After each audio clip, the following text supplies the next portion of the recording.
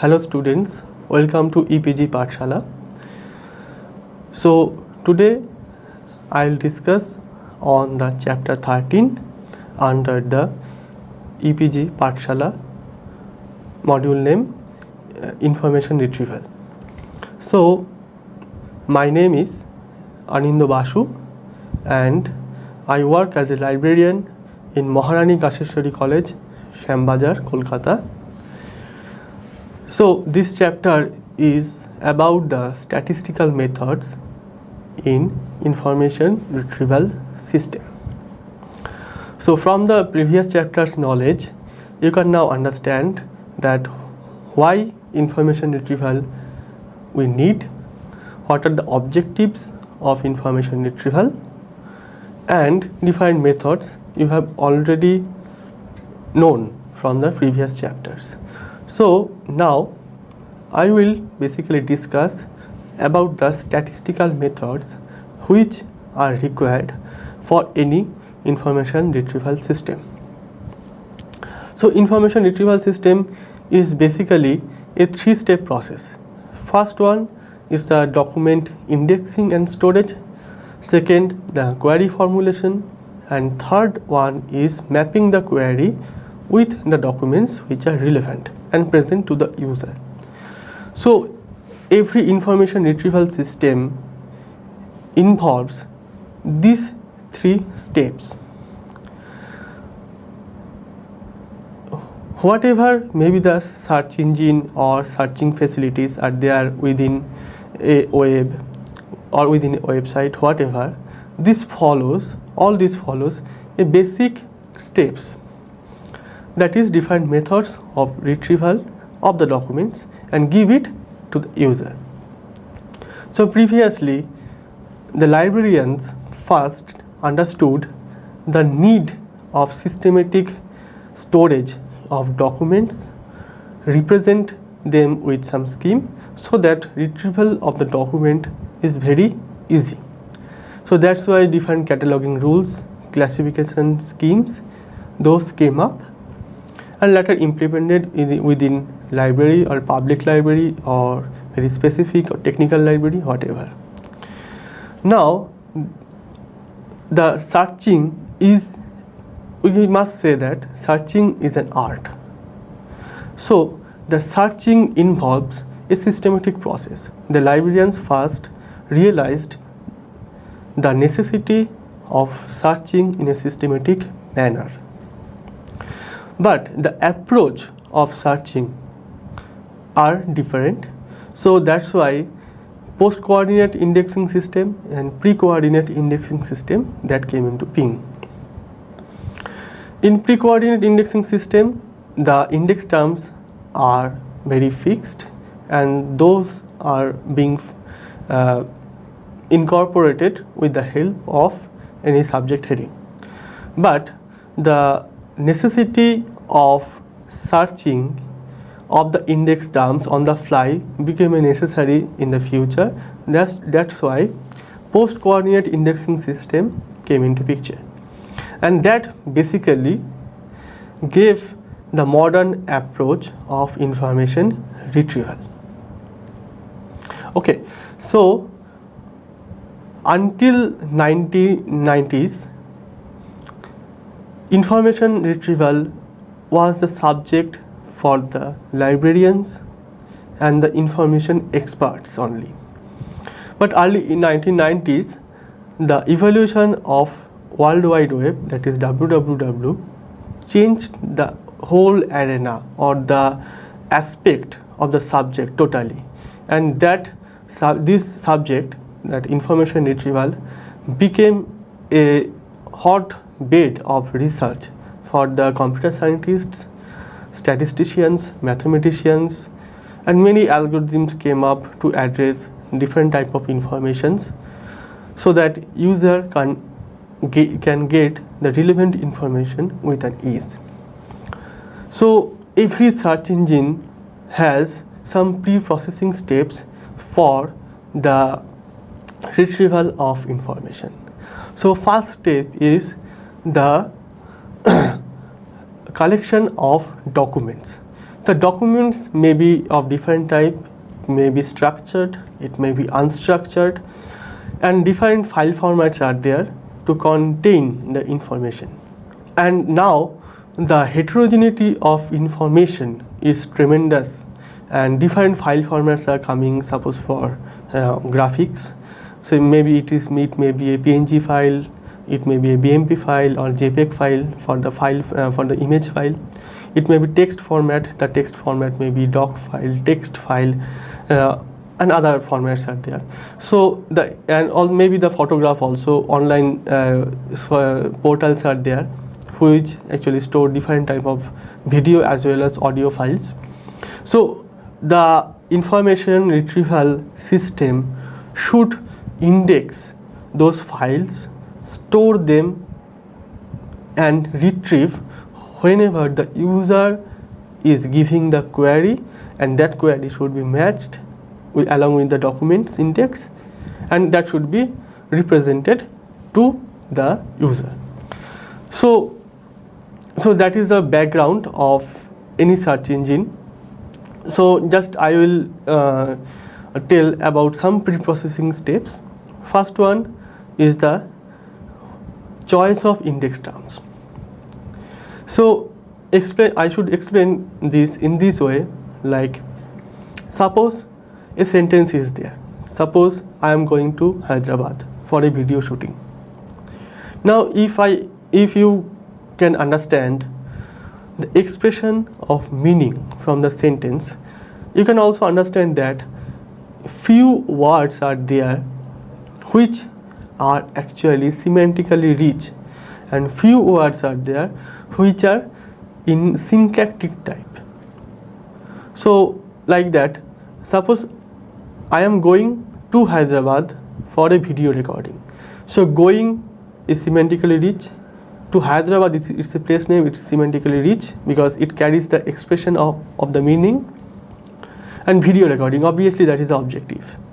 So apart from that, I am, then to, these are actually semantic types. Semantic types means they are syntactically needed for the goodness of the grammatical expression.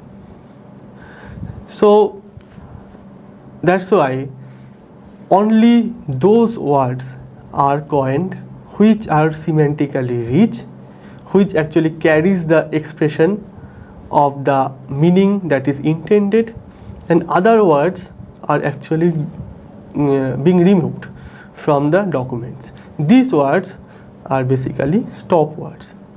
Stop words are like those are mainly articles, preposition, conjunctions, because they are actually needed for syntactic analysis. So any indexing scheme or any information retrieval system, they basically they remove the stop words, and only the semantically rich in terms are coined. So these are basically called index terms. So after choosing those index terms, a term document matrix is created. So it's a row and column wise matrix. The columns represent the document IDs, that means that the documents which have been indexed, and row wise it represents the terms, that means the terms which are actually present in the documents. So each cell of the matrix carries the occurrence of the particular term in a document. Suppose term 1 has occurrence in document 1, document 2 and document 3, and suppose there are 9 documents which have been indexed. So the corresponding cell value for the term T1 along with the document 1, document 2, document 3 will be 1, and rest for the documents the occurrence is 0, so that is represented at 0, and the documents which carries that particular index term, suppose for T1, those have occurrence of 1. So likewise the term document matrix is created. After creating the term document matrix, a posting list is created.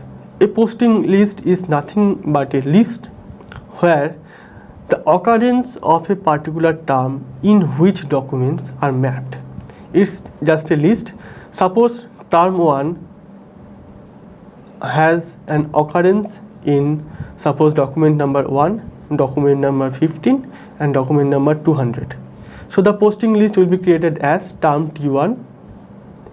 A pointer will be created. The pointer points to the document ID, that is document 1, document 15 and document 200. It is just a posting list.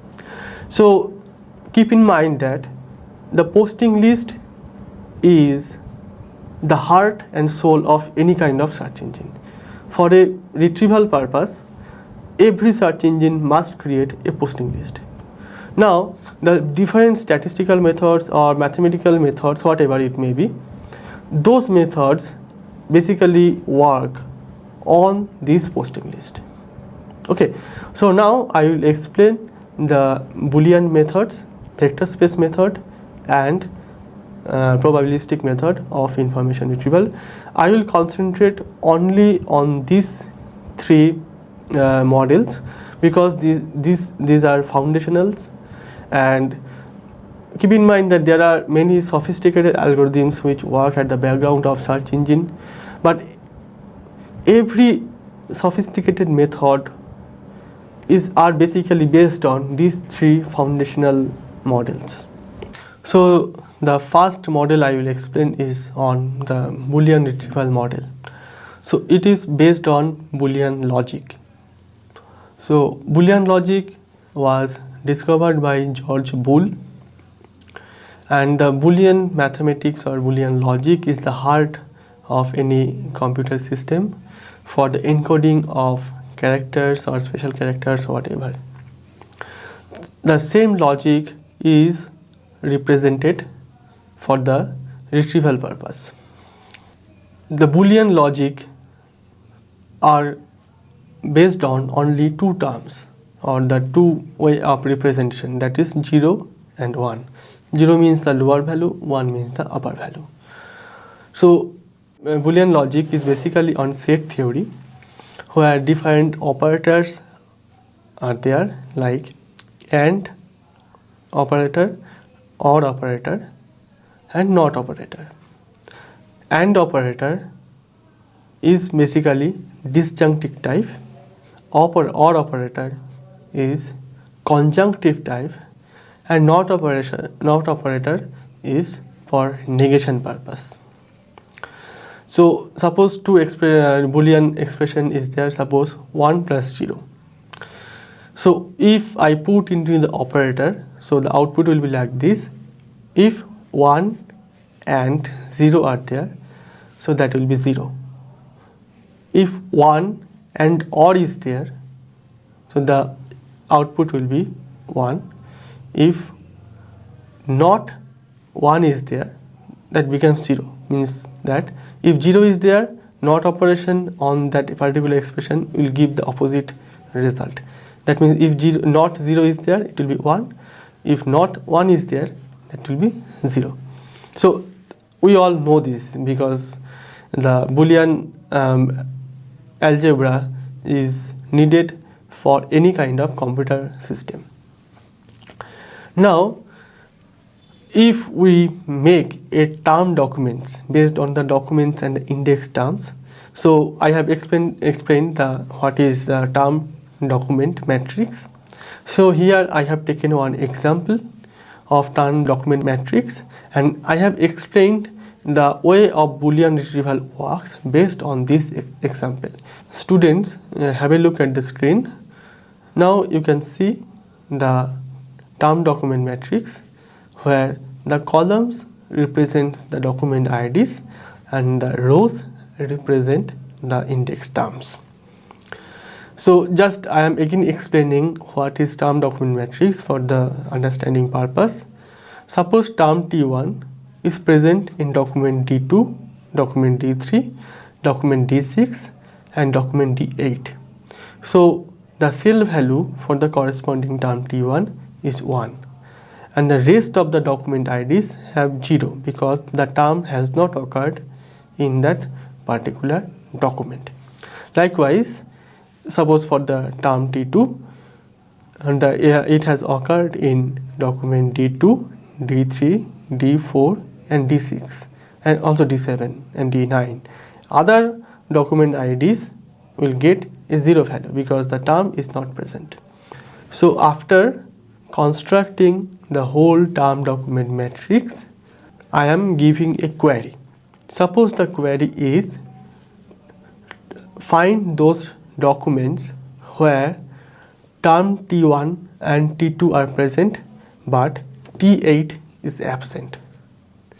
So the query can be translated into the Boolean notation, that is T1 AND operator T2, then again AND operator, not T8. Not T8 is required because the query is given in such a way that I have to retrieve some documents where term T8 is basically absent. So that's why not operator is needed. So the query can be simplified by the Boolean operators present in the query form. Now you should keep in mind that Boolean operation here is bitwise and not is a complement of the term expression. Now you can see the particular Boolean expression of the term T1 and the term T2, also the term T8. So the Boolean expression for the term T1 is 0 1 1 0 0 1 0 1 0. Boolean expression for the term T2 is 0 1 1 1 0 1 1 0 1, and for the term T8 the Boolean expression is 0 0 1 0 0 1 0 0 0. Now first we will negate the Boolean expression for the term T8. That means I will just do the complement for the Boolean expression for the term T8. So after doing the NOT operation for the term T8, it becomes 1 1 0 1 1 0 1 1 1, and then I am doing the binary AND operation bitwise. So after doing the binary AND operation, it becomes 0 1 and the rest are 0. That means that document ID number 2, that is the document 2, is the only document where the term T1 and T2 are present but T8 is basically absent.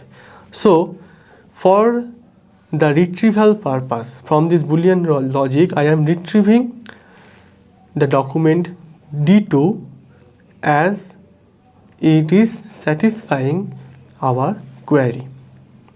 So that's why in that way the Boolean logic works as a retrieval model for any kind of information retrieval system. Though it is the most weak form of retrieval model, still many web portals, many information systems, they incorporate the Boolean logic for the retrieval purpose of their documents, which are at their disposal. So now that's the end of the Boolean model for the information retrieval. So I will just explain what are the advantages and disadvantages for the Boolean model. First one, the advantage is it is very easy to codify, and the AND operations are the Boolean operations are very easy to implement. But the disadvantages are a Boolean search criteria is based on the binary decision criteria executed with bitwise binary operation, which eradicates the possibility of including relevance factor. It also cannot segregate the searched result with its degree of relevance. Second disadvantage is, although Boolean model has precise pragmatic formalism and formulation, but it cannot understand the natural semantics present among the terms. So the finding related concepts or resources from such space is out of the scope. Natural language based query from the user sometimes are very difficult to transform into Boolean type structured query. So these two are the main disadvantages of Boolean based information retrieval model. Okay, and that was the end of the Boolean model of the information retrieval system. So it is the logic and the operation behind the first model is very straightforward, and one can easily understand if one can refer to the example and the operation, so they can easily understand. So I'll come to the next part of the chapter, that is the vector space model. So vector space model is a little bit advanced from the previous one because the Boolean weights are very limiting and very much straightforward. Here the documents in vector space model was first devised by Salton. So he gave the scheme based on the vector algebra, where each term in a document or a query is represented as a vector or a t-dimensional vector. That means that each word in a document are basically represented as a vector, and that is also applicable for the query. If you look at the slide, you can get a glance of the expression, vector expression for the document that is represented as dj, where suppose the t number of words are there in that particular document, and those are represented as t-dimensional vector. Suppose for a query there are n number of words in that particular query, so the query is represented as n-dimensional vector that are basically all the words present in the query. Each expression for dimension here indicates to a separate term. If a term occurs in the document, its value in the vector is non-zero. The definition of term depends on the application. The query terms may be single words, keywords, or a string of words, that is also known as phrase. The dimensionality of the vector is the number of words in the vocabulary, that is the distinct words in the corpus, and it is dependent on the term chosen by the query. Several vector operations can be used to evaluate the relevance of the documents along with the queries. So to understand the vector space model, we have some prerequisite knowledge of vector algebra. So any vector expression, whenever that comes to a coordinate system, we basically represent the vector with its mod value and the angle that is incident on either on x-axis or y-axis. So each query and document are put into the coordinate system, and then we measure the angle that is present between the document vector and the query vector. So relevance rankings of documents in a keyword search can be calculated using the assumption of document similarities theory by comparing the deviation of angles between each document vector and the original query vector, where the query is represented as the same kind of vector as the documents. Vector space model proposes to evaluate the degree of similarity of the document dj with respect to the query q as a correlation between the vector dj and query q. The correlation can be quantified by the cosine angle between the two vectors. The similarity function can be represented as similarity between dj and q. So at the numerator part, it is the dot product of the vector dj and q. At the numerator part, it is the cross product between the mod value of the vector dj and the vector q. In practice, cosine of the angle between the vector is calculated with the following equation, that is cos theta is equal to the dot product of the document vector dj and the query vector q upon the mod value of the vector dj multiplied by the mod value of the vector q.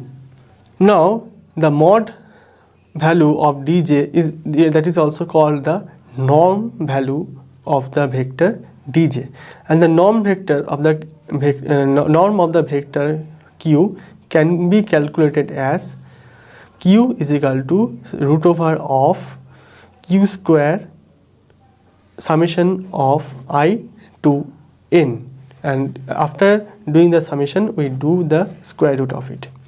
As all the vectors under consideration by this model are element wise non-negative, the cosine value, so the range of cosine value may be from 0 to 1. If the cosine value is 0, that means that query vector and the document vector are orthogonal to each other and no match is found. If the cos theta value, as the cos theta value is ranging from 0 to 1, so for every set of query vector and document vector we can get a ranked value of the queries, and depending on the rank we can give the required documents to correspond to the query. Now look at the slide where the cos theta angle and the vector value and the query vector and document vector are represented in the figure. There are two document vectors, that is d1 and d2, and a query vector is there in between the document vector d1 and d2. So the angle between document vector d2 and query vector q, the angle between them is theta. We actually calculate the cos theta value from here. If suppose the query is same, another document vector is there, that is d1, and the angle between document vector d1 and q is suppose alpha, we can calculate the cos alpha value. So now please understand that we may have single query, but to correspond to the query I am mapping the query with several documents, maybe d1, d2 and maybe more. So for a single query we can grade from the cosine value of the document vectors and grade them according to the relevance factor. So the deterministic factor of this scheme is the cosine value. In the classical vector space model, the term specific weights in the document vectors are products of local and global parameters. The model is known as term frequency and inverse document frequency model if we put them together as a weighting scheme. Instead of attempting to calculate whether a document is relevant or not relevant, vector space model ranks the documents according to the degree of similarity to the query. So the vector space model can rank documents partially according to the cosine value. Now we will understand the weighting scheme for the vector space model. Weighting scheme for the vector space model is very simple. That is a multiplication of term frequency and the inverse document frequency. Term frequency is the frequency of the term which is occurring in the documents. Very simple. Suppose one term has occurred in suppose 5 documents, so the term frequency of the term is 5. That is as simple as that. The weighting scheme is just a multiplication of the term frequency into the log value of the inverse document frequency. Term frequency of the term T in document D, it is a local parameter. Term frequency gives an idea how well the term describes the document or a set of documents. Inter-cluster dissimilarity is quantified by measuring the inverse of the frequency of a term among the documents in the collection.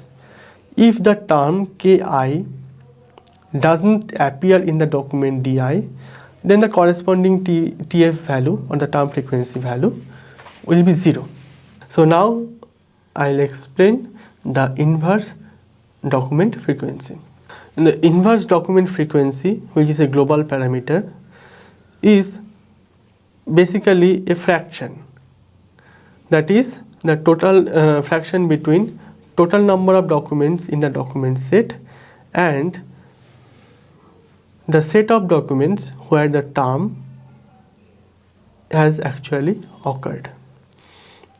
So inverse document frequency is calculated as log value of, at the numerator it is the total number of documents divided by, at the denominator, the set of documents where the term Ty is present.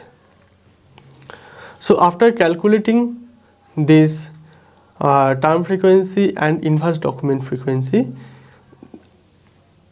the weighting scheme is calculated as a multiplicating factor between term frequency and inverse document frequency. Now I'll go to the example part of the total scheme because you may find it very cumbersome to understand by notationally or just I have just spoken about the scheme. You may find it hard to understand, so I have designed one example which can give you a comprehensive understanding of the total scheme.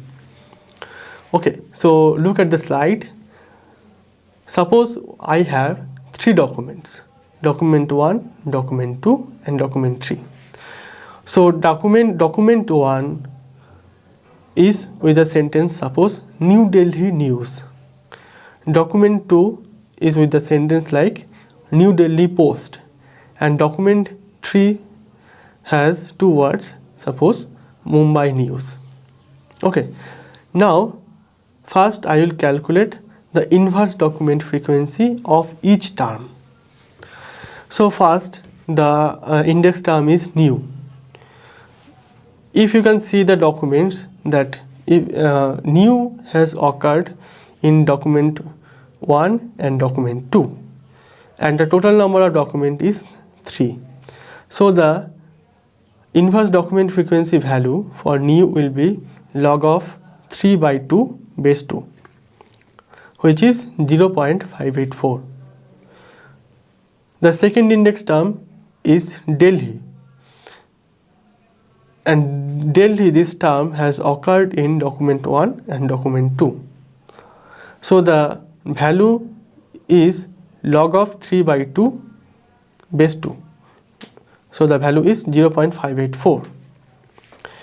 The same is also with the news, because it has occurred twice. So the value of news is 0.584. Next one is post. Post has occurred only in document 2. So then at the denominator part of the function, it will be 1. So the corresponding value will be 1.584. Then same is with Mumbai. Now, after doing this calculation, I am creating the term document matrix. So the term document matrix you all know. For your understanding purpose, for this set of document, I have created a term document matrix. So row wise it is the document ID, and column wise it is the index terms. So you can also do is like that. Suppose the terms may be along with the row, and the document IDs may be along the columns. So both will do. So the document for the document 1, new, Delhi, news, these three terms occurred. So for the corresponding cell value, it will be 1 and the rest will be 0. So likewise I am doing for the three documents. So now after creating the document, I am multiplying each cell value with the inverse document frequency value. So after multiplying these two, it becomes like this. That is, document 1 for the term new, it is 0.584. Document 2 for the term new, it is 0.584, and likewise. Now I am calculating the query value. Suppose my query is new news. Okay, so now I am calculating the TF-IDF value for the query.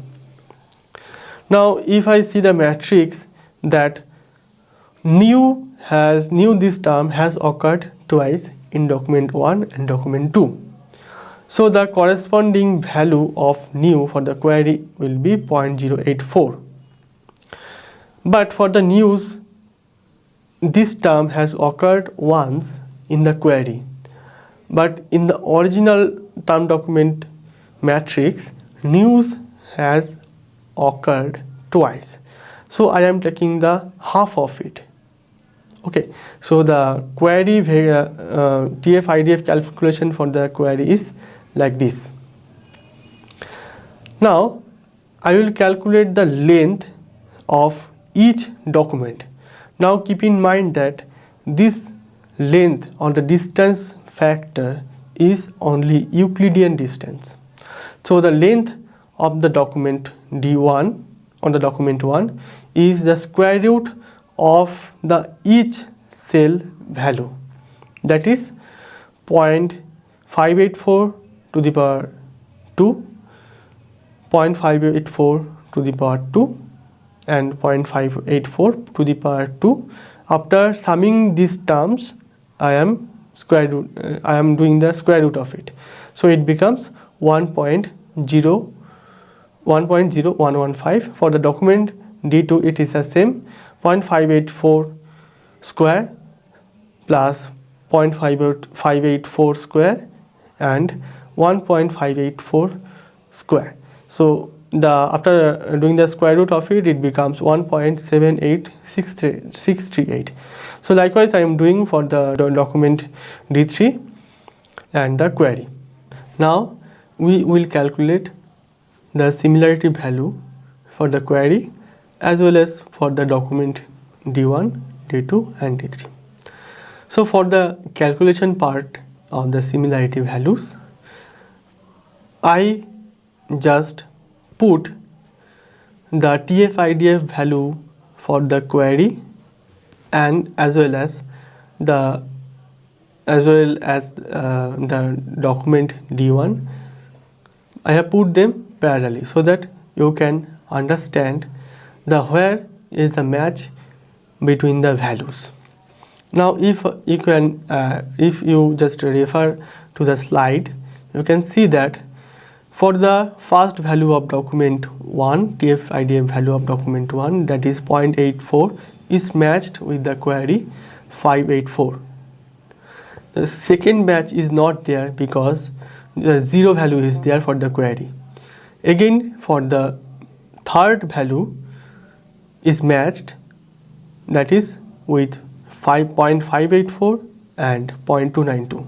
So the cosine similarity value is just we just multiply them, that is 0.584 into 0.584 plus 0 plus 0.584 into 0.292 divided by the length of document D1 and the query, and it gives the result as 0.7746. It is the cosine similarity value or the cos theta value. Same I am doing it for document D2 and document D3. You just refer to the slide. You can see that the TF-IDF values for the document D2 and the query for the query, they are put parallelly. You just match the values upside down. Okay, if you just see the slide, then you can understand that first value of document D2, that is 584, is matched with the query value, that is 0.584. Second value is not matched because 0 is there for the query. For the third term also there is no match, and the rest there is no match. So the cosine similarity value is the multiplication between the first two terms of document D2 and query, that is 0.584 into 0.584 divided by length of document D2 and the query, that is 1.78638 into 0.6529, and it gives the cosine similarity value as 0.2924. Same is applicable for the document D3. So after getting the cosine similarity value, we can grade them according to the value of cos theta or the cosine value. So the cosine value is the highest for the document D1, next is document D2, and next is document D3. So we can understand that from this scheme we can partially match or partial ranking system to the documents in accordance with the relevance to the query. So that is the greatest advantage of vector space model, and this particular gradation factor was not present in Boolean retrieval form. Okay, so I think that you have understood this particular method with the example. Now I will just explain what are the advantages and disadvantages of vector space model. The advantage of vector space model is that it is very simple, based on linear algebra. Term weights are not binary. It allows computing a continuous degree of similarity between queries and documents. It allows ranking documents according to the possible relevances, and it allows partial matching. That is very important. The major disadvantage of vector space model are long documents are poorly represented because they have poor similarity values. That means that a small scalar product and a large dimensionality, that creates a great problem. Such keyword must precisely match document terms. That is, the word substring might result in false positive match. The third problem is semantic sensitivity.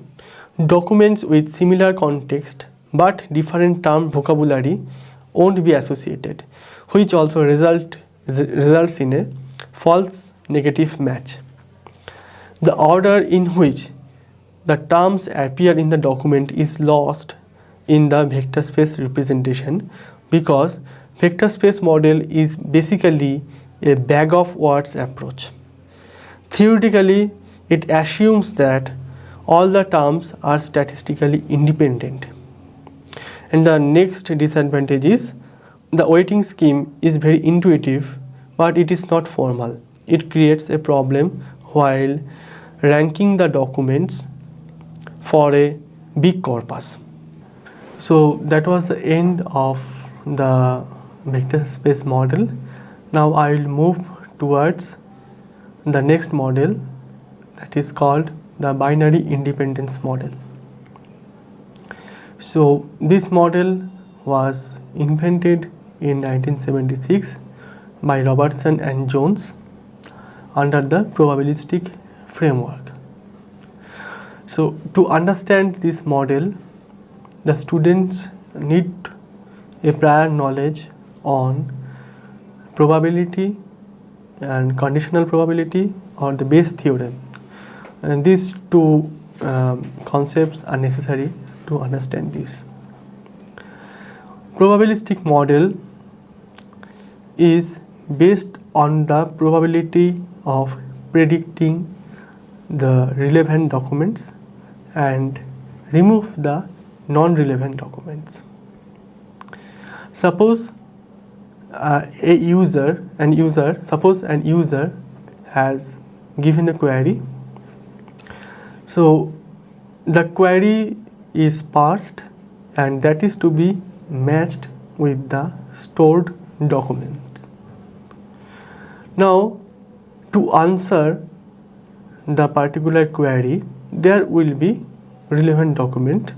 So let us say that that is the ideal set of documents or the ideal answer set, and other documents are not relevant, so that is to be removed out. The probability framework or the probability of predicting the answer in the real or the ideal answer set is always preferred. So that we do in binary independence model. So the assumption is very clear, that is, we assume that corresponding to a query, some set of documents will be there which are relevant and some documents will not be there, that is non-relevant. So the relevant documents are represented as capital R and non-relevant documents are represented as R bar or R naught. So that is the basic assumption. Now to understand the binary independence model, we have to understand first the probability rank principle. So if we cannot understand probability rank principle, we cannot understand binary independence model. So let us start with probability rank principle. Probability rank principle for a document D and a query Q. Suppose a random variable R is there to say whether the document retrieved given to a query is relevant or not. It can be defined as probability of R is equal to 1 given to document D and query Q, which is actually the basis of PRP.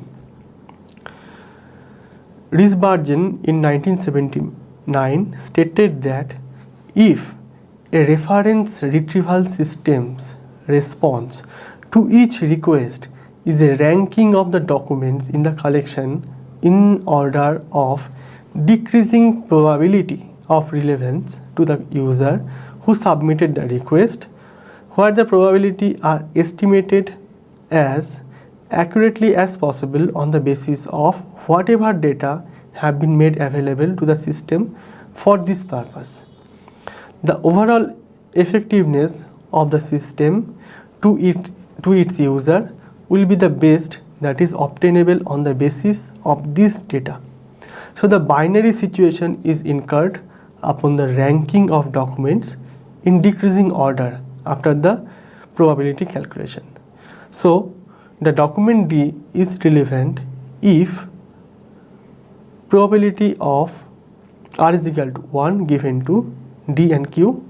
If irrelevant, probability that is R is equal to 0 given to D comma Q. So that is the 1-0 case of probability rank principle. The scheme is very simple. The random variable R will take the value 1 if the document is relevant, or it will take the value 0 if the document is not relevant. That is the 1 or 0 case of PRP. That is just only hit or miss type.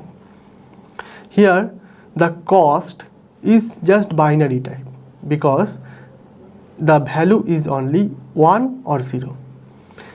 The second case of probability rank principle is incurring the cost to the level of relevancy. So that is the second case. It is assumed that to incur cost upon the judgment of relevancy of the retrieved document. Let us assume that the cost C1 is to be given for not retrieving a document upon a query queue, and cost C0 is given to retrieval of non-relevant document. So according to the PRP, for a specified document D and for all not retrieved document D dash that is not yet retrieved is such as C0 into P probability R is equal to 0 given D minus C1 for probability R is equal to 1 given D, which is less than C0 into probability R is equal to 0 given D dash minus C1 into probability R is equal to 1 given D dash. So you should not intermix D and D dash. D is the set of relevant document and D dash is the set of non-relevant documents. So basically D is the next document to be retrieved. The main advantage of this method is that it can model differential costs of false positive and false negative and related system performance issues along with the validation of fault tolerance level at the modeling stage itself. That is the main advantage of probability rank principle. That's why binary independence model is based on probability rank principle. Here binary means it has the same meaning with the Boolean expression, that is 1 and 0. Documents and queries are represented as binary term incidence vector. A document D is presented as a vector form, that is X vector, which is consisted of x1, x2, x3, x4 up to xt. Suppose t number of terms are there. So x t is equal to 1 if the term t is present in the document, xt is equal to 0 if the term is not present in the document. So the model name is binary independence model. Independence means the term labeled here is occurring independently within the whole documents. So with this notation, many documents might have the same vector value representation. The probability function of PRP, that is probability rank principle, that is probability of R given DQ is relevant here but with a modified version. In binary independence model, Q is represented as incidence vector. So the probability function of P, that is R given dq, is transformed into probability R given xq. X is basically the term in the document. So we are just replacing the D with X. So using the Bayes theorem, it is when it is the case of relevant document, that is probability of R is equal to 1 given X and Q. So this is the expression, you can refer to the slide. And for the non-relevant case, P probability, that is R is equal to 0 given xq, that is the form. Now here probability R is equal to 1 given xq and probability R is equal to 0 xq are the probability of relevant and non-relevant documents respectively. So we must remember that if we just sum these previous terms, that will result to 1 only. So that is obvious and implied from the probability theory, that is there. So the main advantage of this scheme is calculation is very simple and binary decision is easy to understand. Second advantage is inclusion of probability refines decision and increases the chance to retrieve true positive documents. The disadvantages of this scheme is the probability of relevancy and non-relevancy for the documents is not known beforehand. So the calculation of this probability are basically an estimation process, because it is under the assumption that it cannot explicitly compute the probabilities of relevance at the starting point of the scheme. It is assumed that after giving multiple queries, the whole system will try to stabilize, to understand or to indicate the ideal answer set only. So at the first hand, it is basically a estimation process. Second disadvantage is, as a vector representation of many documents are same, it also increases the chance of retrieving false negative documents as well as near duplicated documents also. So now I'll summarize the idea being represented in this chapter. Boolean logic or the Boolean expression for the information retrieval is based on the set theory. Vector space model is completely an algebraic model, and binary independence model is based on the framework of probability. So considering the intention and objective, I have concentrated only the foundational concept of these models, because unless we can't understand these three models, we cannot understand the advanced retrieval methods. All those methods are based on these three foundational concepts. Now, it is intended that the student will try to understand these three models so that the understanding on the total subject is complete. So at the conclusion part, I'll say that modern day search engines are incorporating very complex and sophisticated searching mechanisms, ranking functions, so that they can facilitate a good information service in a very packaged form to the user, so that it will be understandable, more palatable for the users.